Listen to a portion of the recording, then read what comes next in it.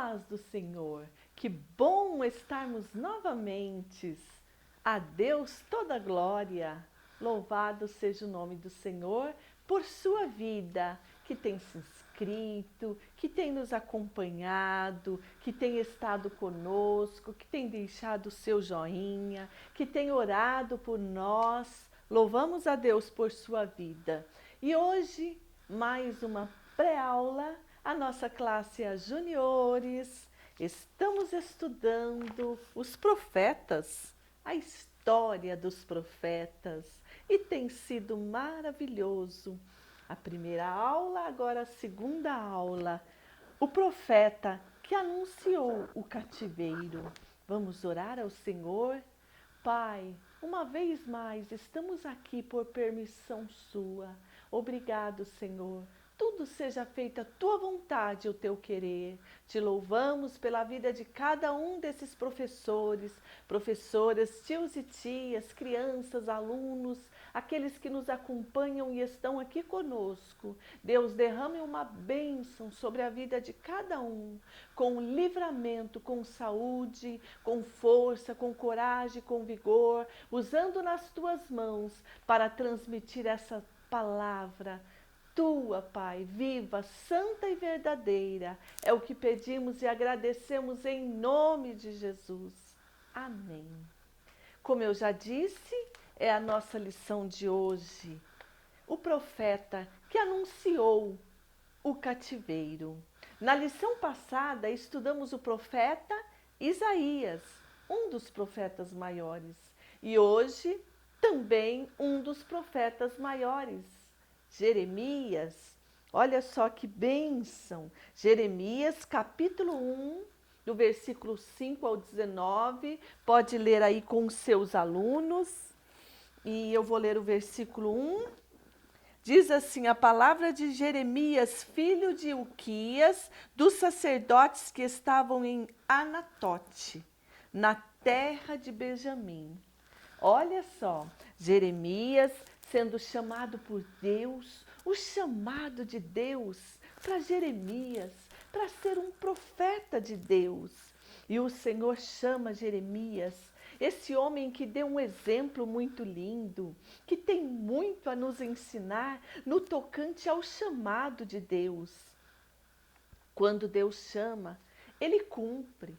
E Ele chama você, Ele tem te chamado como professor para os pequeninos, para apacentar esses pequenos alunos, aleluia, pequenos na estatura, mas grande de coração, coração cheio da palavra de Deus. E aqui nos diz que Ele profetiza no reino de Judá.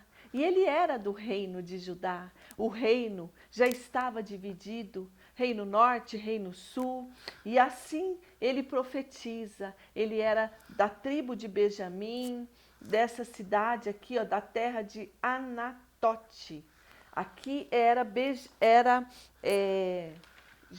Jeremias. E eu trouxe aqui, professores, um mapa, porque aí na nossa lição está sugerindo que nós façamos um mapa juntamente com os nossos alunos. Olha, bem simplesinho.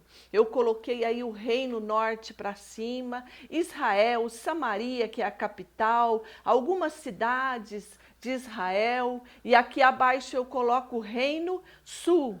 Judá, a capital, Jerusalém, tem até Anatote, é a cidade de Jeremias, desse profeta maior. Mar Morto, e de cá ficava Babilônia. Os babilônicos habitavam para cá, a Babilônia. E outros inimigos de Israel você pode estar destacando aqui ao redor, e deixar este mapa ali fixado na classe, porque podemos usar durante esse período dos reis e dos profetas que profetizaram uns no reino de Judá no norte, ou seja, no sul, e outros no norte, em Israel. Certo? Você pode pintar aqui o reino de Judá de uma cor, Israel de outra cor, para destacar melhor. O meu eu fiz mais simples, mas isso é muito bom e isso ajuda e anima os seus alunos. E aqui nos diz que quando o Senhor chama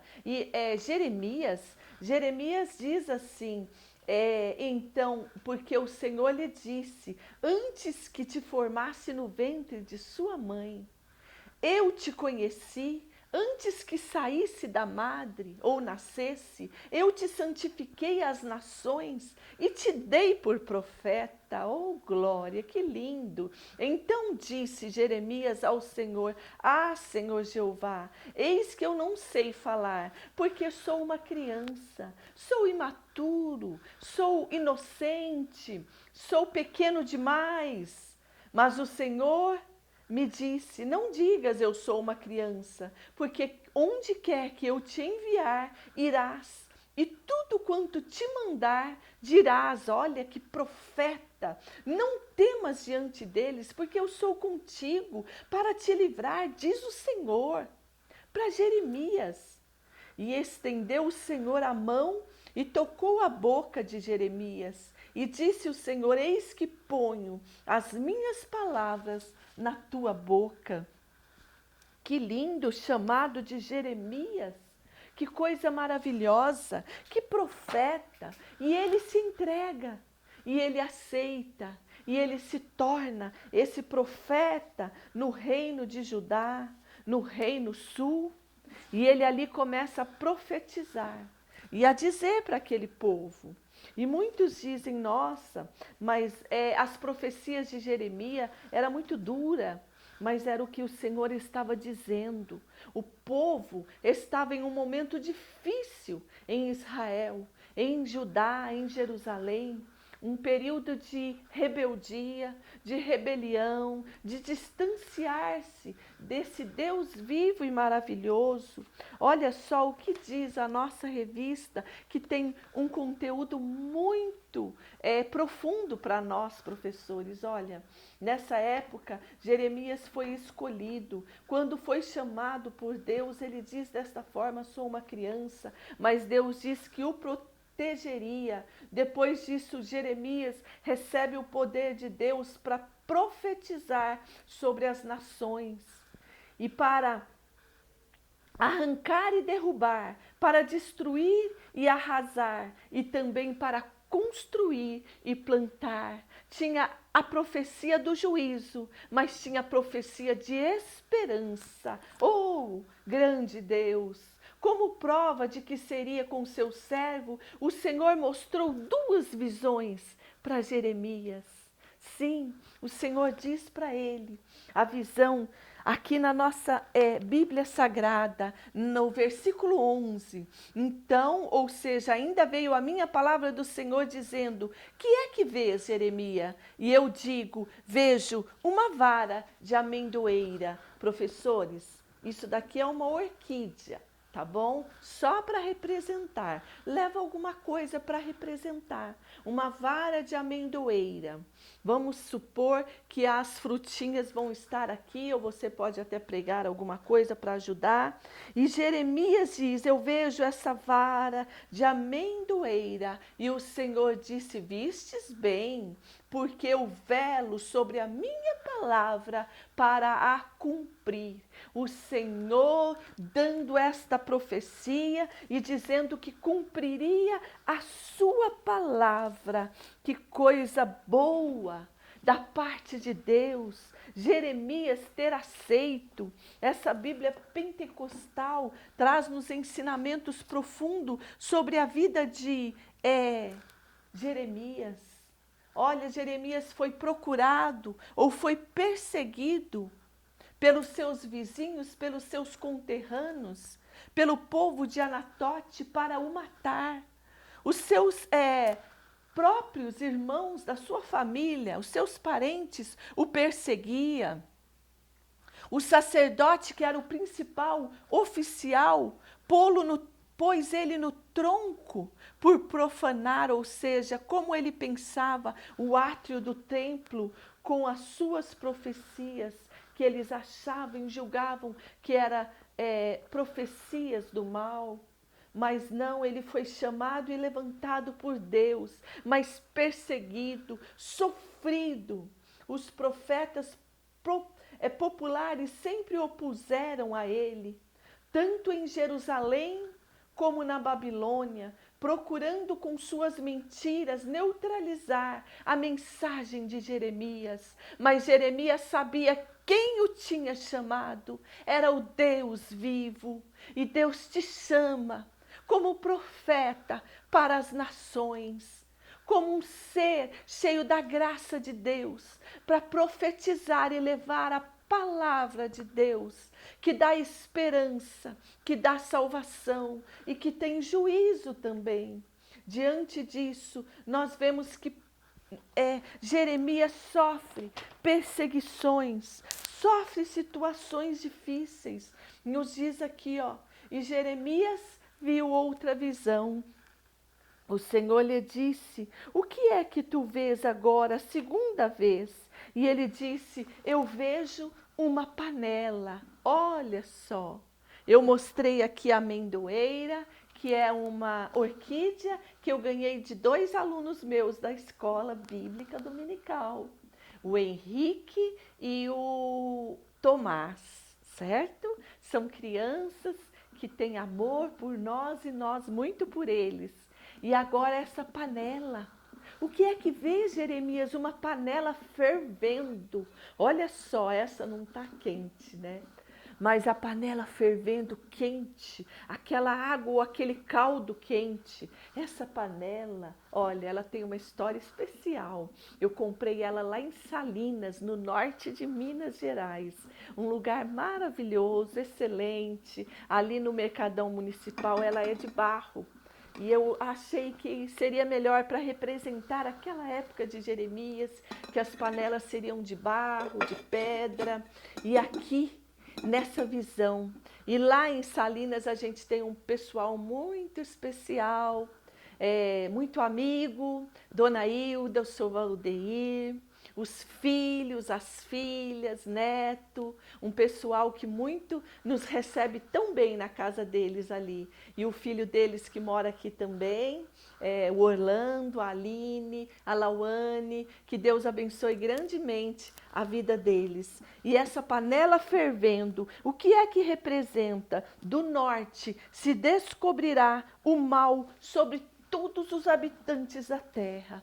Ou seja, Jeremias estava profetizando que o cativeiro viria, que os inimigos viriam e levariam eles cativo e destruiriam Jerusalém, destruiriam o reino sul. Mas o povo não queria dar ouvidos para Jeremias. Muitas vezes nós falamos a palavra do Senhor e dizemos a verdade. Cristo está perto para voltar e dizemos a palavra do Senhor, volta-se para Deus, arrepende-se, Ele tem bênção para a sua vida, Ele tem cura, libertação e muitos não querem ouvir. Aqui nós temos visuais na lição, professores, Jeremias aí falando para o povo, profetizando, levando a mensagem de Deus e eles ignorando. E Jeremias, sabe o que ele sentia e acontecia? Ele chorava muito por isso. Ele se entristecia muito por isso. E por isso se diz que Jeremias era mais ou menos o tipo Cristo. Esse daqui é o Jeremias, o profeta, apenas para representar, e esse Cristo. Jeremias chorava ao ver aquela situação em Jerusalém.